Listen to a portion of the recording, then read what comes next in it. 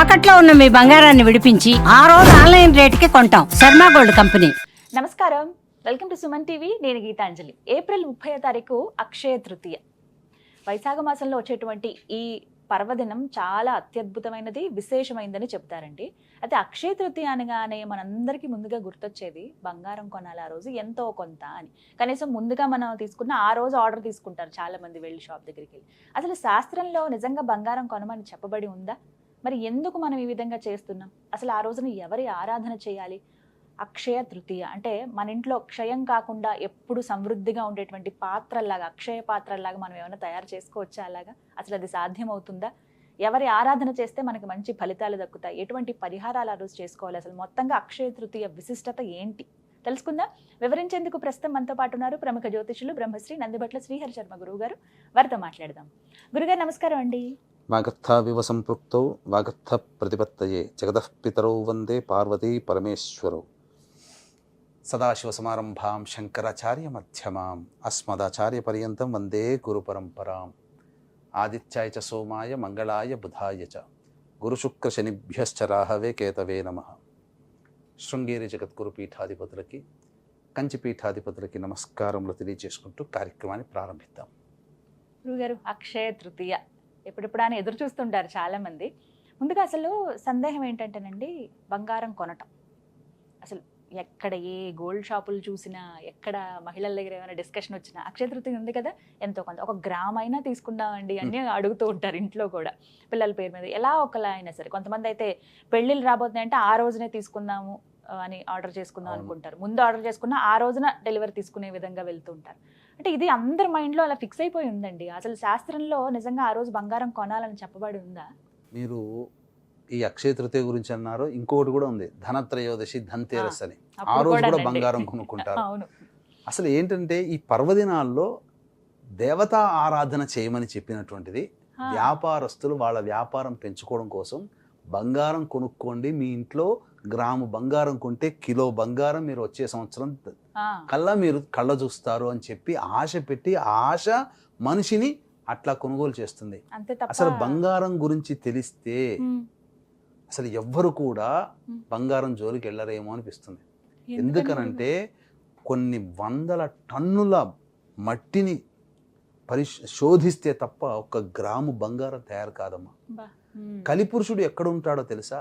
జూదమాడే చోట, అబద్ధమాడే చోట, అశుచిగా ఉన్నటువంటి గృహాలలో, మద్యపానశాలలు, ఇప్పుడు రెస్టారెంట్స్ అని అంటున్నారు కదా, బార్లు, రెస్టారెంట్లు, అటువంటి ప్రదేశాల్లో, మరియు ముఖ్యంగా వ్యభిచార గృహాల్లో, గ్యాంబ్లింగ్ జరిగేటువంటి గృహాలలో నిత్యము స్త్రీమూర్తి భర్తని, అత్తామామని దూషించే ఆ స్త్రీమూర్తి ఇంట్లో ఉన్నటువంటి ఇంట్లో అన్నిటికంటే ముఖ్యంగా బంగారంలో కలిపురుషుడు ఉంటాడు. అందుకని శాస్త్రంలో ఏం చెప్పబడిందంటే, బంగారం దొరికింది అని అంటే సంతోషపడకుండా బంగారాన్ని ఎక్కడో చోట సద్వినియోగం చేయమన్నారు. అందుకే మీకు గమనించుకుంటే వేమన సైతము, ఆదిశంకరాచార్యుల సైతము కూడా బంగారాన్ని తయారు చేసే విద్యని సంపాదించారు. కానీ ఆ విద్యని సంపాదించుకున్న వాళ్ళు లోకోపకార్థం ఉపయోగించుకోవడం తప్ప మీ స్వార్థానికి బంగారాన్ని వాడుకోకండి అని చెప్పి, బంగారం కొనడము అనంటే కలిపురుషుణ్ణి మన ఇంట్లో మనం పెట్టుకున్నట్టే లెక్క. కాబట్టి పండుగ రోజున మన అక్షయ తృతీయ అంటే ఏంటి? అక్షయం అంటే ఏంటి? క్షయము కానిదంటే నశించనిది అని అర్థం.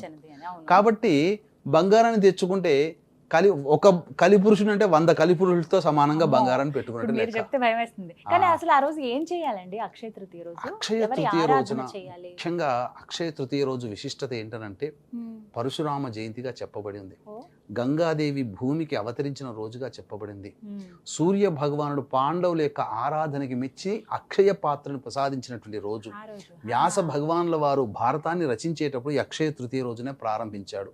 అన్నిటికంటే ముఖ్యంగా కుచేలుని కలుసుకున్నటువంటి రోజు అక్షయ తృతీయ. అలాగే ఈ అక్షయ తృతీయ రోజున ఈశ్వరుణ్ణి ప్రార్థించి, ఈశ్వరుని మెప్పించి, లక్ష్మితో సమానముగా అధిపతిగా, ధనాధిపతిగా కుబేరుడు అయినటువంటి రోజున.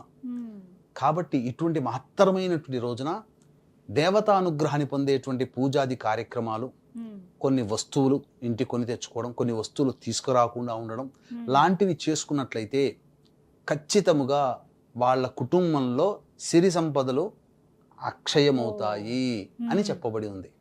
కాబట్టి ఇవి చెయ్యాలి, దేవతా పూజలు చేయాలి. ఈసారి పూజలు మనకు చేయాలి. అద్భుతంగా అంటే ఈ అక్షయ తృతీయ సాధారణంగా కృత్తిక రోహిణి నక్షత్రంలో ఉన్నప్పుడు కలిసి వస్తే అద్భుతమైన రోజు. కొన్ని గ్రహగతుల ప్రభావం వల్ల మృగశిర నక్షత్రం, ఆరుద్ర నక్షత్రం ఉన్నప్పుడు కూడా వస్తూ ఉంటుంటాయి ఈ అక్షయ తృతీయ. కానీ ఈసారి మనకు రోహిణి నక్షత్రంతో కలిసి వచ్చింది, అద్భుతమైనటువంటి రోజు తృతీయ, అక్షయ తృతీయ, రోహిణి నక్షత్రము. ఈ రోజున దేవతారాధన చెయ్యాలమ్మా. ముఖ్యంగా ప్రత్యేకించి సమయం ఏమైనా ఉందా అండి వీటికి? ఈ సమయంలో సమయం చాలా మందికి ఎదురు చూసేటువంటిదేనమ్మా.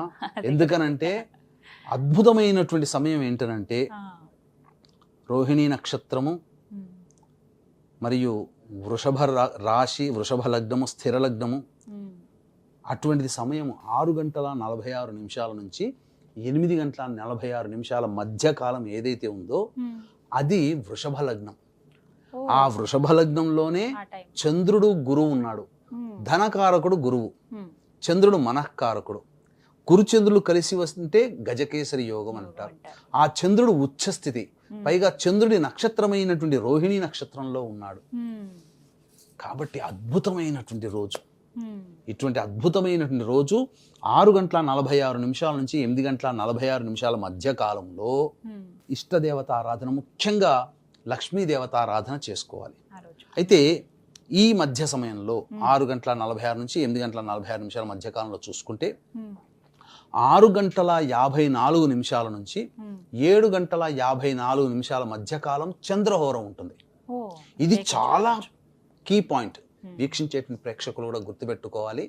అక్షయ తృతీయ ఏప్రిల్ 30వ తారీఖు రోజున 6:54 నుంచి 7:54 మధ్య కాలము చంద్రహోర ఉంటుంది. వృషభ లగ్నము, చంద్రుడు కూడా అక్కడే ఉన్నాడు, గురువు కూడా అక్కడే ఉన్నాడు. తరువాత 7:54 తర్వాత శనిహోర వస్తుంది.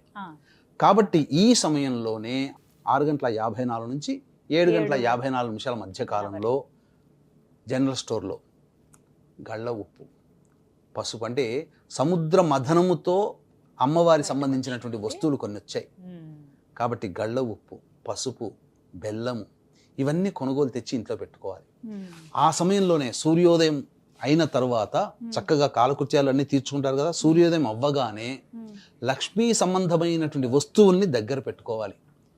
ఏంటి లక్ష్మీ సంబంధమైనటువంటి వస్తువులు? గోమతి చక్రాలు, లక్ష్మీ గవ్వలు, బెల్లము, పసుపు, గళ్ళ ఉప్పు, అలాగే కామధేనువు, ఆవు దూడ పాలు తాగుతున్నటువంటి కామధేను విగ్రహం కానీ లేదా కామధేను చిత్రపటం కానీ పెట్టుకొని, ఎందుకంటే సకల 33 కోట్ల దేవతలు ఆ కామధేనులోనే ఉన్నాయమ్మా. చాలా మంది చిన్న వెండివి చేసుకుంటారు, అవి చేసుకోవాలి, పెట్టుకుంటే మంచిది. వెండిది ఇంట్లో ఉన్నటువంటి లక్ష్మీ విగ్రహమో లక్ష్మీ రూపో తెచ్చుకుంటే మంచిది. చాలా మందికి కోరిక ఉంటుంది, అక్షయ తృతీయ రోజున బంగారం కొనలేకపోయామే అని చెప్పి. కాబట్టి ముందు రోజున వెండిది అమ్మవారి లక్ష్మీ రూపన్న తెచ్చుకొని 6:54 నుంచి 7:54 మధ్య కాలంలో ఈ చెప్పబడినటువంటి వస్తువులన్నీ దగ్గర పెట్టుకొని, అలాగే ధాన్యములు, మన ఇంట్లో సిరి సంపదలకి లోటు లేకుండా ఉండాలి కాబట్టి చక్కగా చిన్న చిన్న మట్టి దొరుకుతాయి, వాటన్నిటిలో బియ్యము, నవగ్రహ ధాన్యాలు అన్నీ పెట్టుకొని, అవన్నీ పెట్టుకొని ఆ పూజా మందిరంలో పెట్టుకొని ఒక ప్లేట్లో పెట్టుకొని, అప్పుడు మధ్యలో ఆ ఉన్నటువంటి గోవుకి కానీ లేదా లక్ష్మీ రూపికి కానీ చక్కగా అభిషేకం చేసుకోవాలి.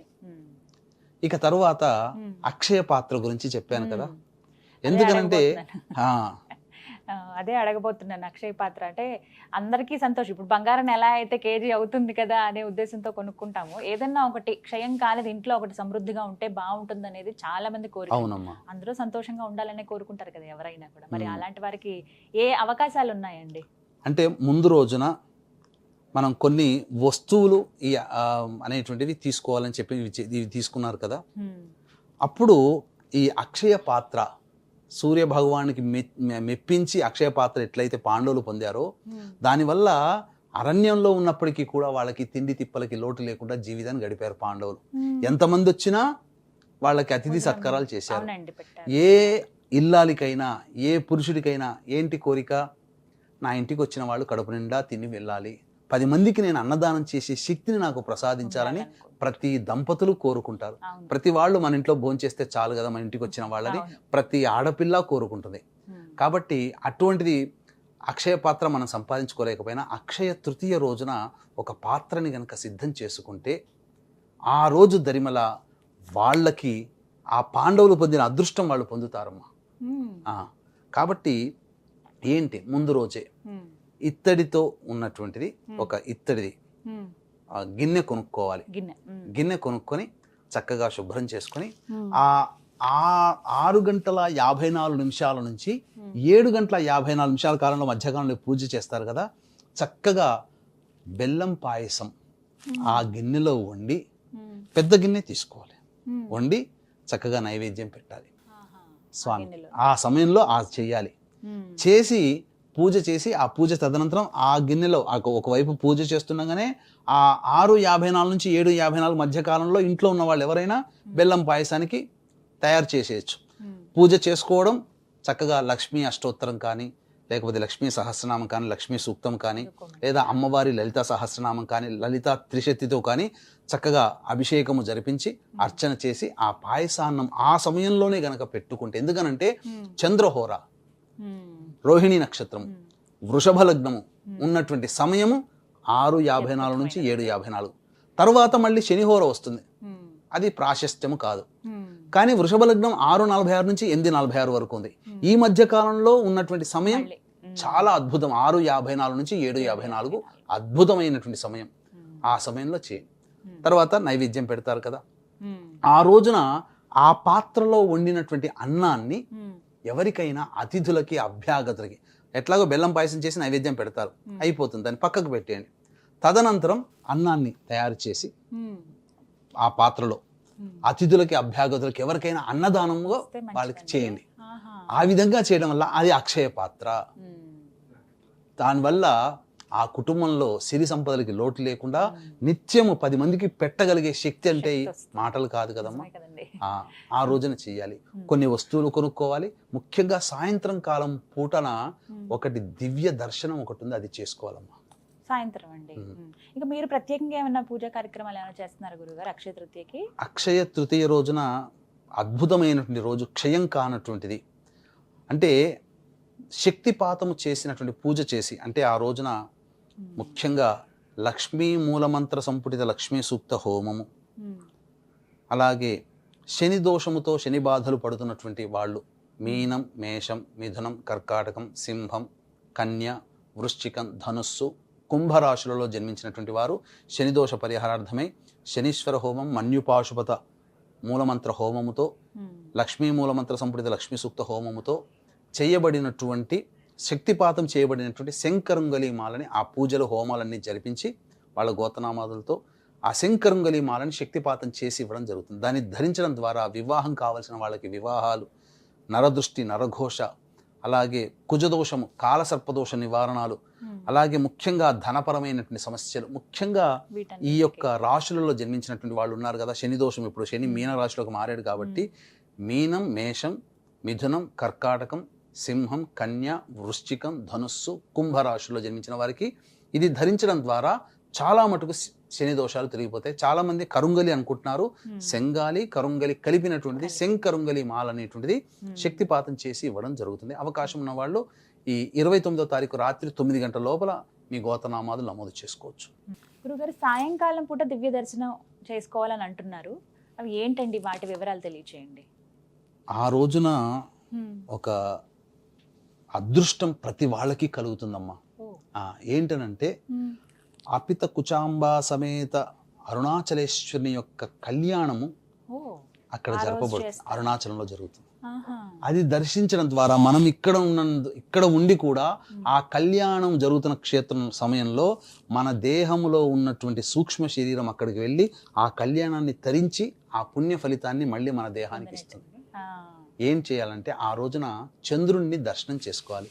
చంద్రుడు ఈశ్వరుడి సిగలో, అమ్మవారి కిరీటంలో, అమ్మవారి సిగలో ఏ విధమైనటువంటి రూపం ఉంటుందో చాంద్ అని అంటారు కదా, అటువంటి రూపం తృతీయ రోజు అలాగే నెలవంక వస్తుంది కదండి. ఆ రూపం అప్పుడు కనబడుతుంది. ఒక్కసారి ఆ చంద్రుని చూస్తే ఎంత ఆనందం కలుగుతుందంటే నిజంగా చాలా ఆ బాగుంటుంది. ఆనందం చాలా బాగుంటుంది. అవునండి, అవును.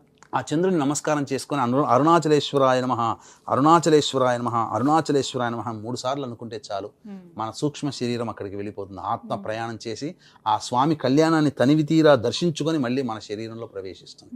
తద్వారా మన కంటితో మనం చూడకపోయినా మన దేహంలో ఉన్న, మన దేహాన్ని ఆశ్రయించినటువంటి ఆత్మ ఆ ఫలితాన్ని పొందుతుంది. కాబట్టి దివ్యానుగ్రహ ప్రభావం కలుగుతుందని చెప్పవచ్చు. అలాగే గురుగారు, అక్షయ తృతీయ రోజు ఖచ్చితంగా ఈ వస్తువులు కొనాలి, ఇవి కొనకూడదు అంటూ ఏమైనా నియమాలు ఉన్నాయా అండి? ముఖ్యంగా ఇనుప వస్తువులు కొనకూడదు ఆ రోజు చాలా మంది బ్లేడ్లు, కత్తెరలు, గుండు సూదులు, గుండు పిన్నులు ఇట్లాంటివి పర్చేస్ చేస్తుంటారు. స్టీల్ సామాన్లు, అల్యూమినియం సామాన్లు అస్సలు కొనకూడదు. వస్త్రాలలో నలుపు వస్త్రములు అస్సలు తీసుకోకూడదు. ఇది గమనించాల్సినటువంటిది. ఇక ఖచ్చితంగా తీసుకోవాల్సినవి తీసుకోవలసినటువంటి వస్తువుల్లో లక్ష్మీ గవ్వలు, బెల్లము, గళ్ళ ఉప్పు, పసుపు, అలాగే ఈ సంబంధించిన గోమతి చక్రాలు, నక్షత్ర గవ్వలు, ఇలాంటివి అన్నీ కూడా శుభప్రదమైనటువంటివి, మంగళప్రదమైనటువంటివి వస్తువులని మనం తీసుకోవాలి. ఇక అన్నిటికంటే ముఖ్యంగా ఆ రోజున తెలిసి తెలియక చాలామంది ధూమపానము, మద్యపానము, దాంపత్యము చేస్తారు. అవి చేయకూడదు. ముఖ్యంగా కటింగ్, షేవింగ్ అస్సలు చేయకూడదు. ఇది ఈ నియమాలు కనుక పాటిస్తే తప్పకుండా ఇంట్లో ఆ చేసినటువంటి పుణ్య ఫలితం ఖచ్చితంగా దక్కుతుంది. ఇంకా మీ వంతుగా వీక్షించేటువంటి ప్రేక్షకులుగా ఆ రోజున చేసుకోగలిగేటువంటి పూజాది కార్యక్రమాలు ఏ సమయంలో చేయమని చెప్పారో మళ్ళీ చెప్తున్నాను. సమయం 6:46 నుంచి 8:46 వరకు వృషభ లగ్నం ఉంటుంది. లగ్నంలోనే చంద్రుడు, గురువు ఉన్నాడు, స్థిర లగ్నము, పైగా ఆ రోజు రోహిణి నక్షత్రము మరియు చంద్రహోడ కూడా, ఇవి కూడా కలిసి ఉండాలంటే 6:54 నుంచి 7:54 మధ్య సమయం చాలా ప్రత్యేకం, చాలా ప్రాశస్త్యమైనటువంటిది, మహత్తరమైనది, బలవంతమైనటువంటి ముహూర్తం. ఆ సమయంలో పూజ చెప్పిన విధంగా మన మొదట్లో చెప్పాం, ఆ విధంగా చేసుకోవడం. ఇంకా అవకాశం ఉంటే ఆ రోజున ఇంకా మంత్రయుక్తంగా కావాలి అంటే ఈ మీన, మేష, మిథున, కర్కాటక, సింహ, కన్య, వృశ్చిక, ధనుస్సు, కుంభరాశిలో జన్మించిన వారికి శనిదోష పరిహారార్థమై మరియు వ్యాపారాభివృద్ధి, వివాహము, దాంపత్యము, అనారోగ్య సమస్యల నివారణార్థమై ఈ శక్తిపాతము చేయబడినటువంటి శంకరుంగలీమాల అనేటువంటిది మీకు అందివ్వడం జరుగుతుంది. అవకాశం ఉన్న వాళ్ళు 29వ తారీఖు రాత్రి 9 గంటల లోపల మీ గోత్రనామాదులు నమోదు చేసుకోవచ్చు. చాలా విశేషవంతమైన రోజు అంటున్నారు. ధన్యవాదాలు గురుగారు, చక్కగా వివరించారండి. నమస్కారం. సర్వం శ్రీ ఉమామహేశ్వర పరబ్రహ్మార్పణమస్తు.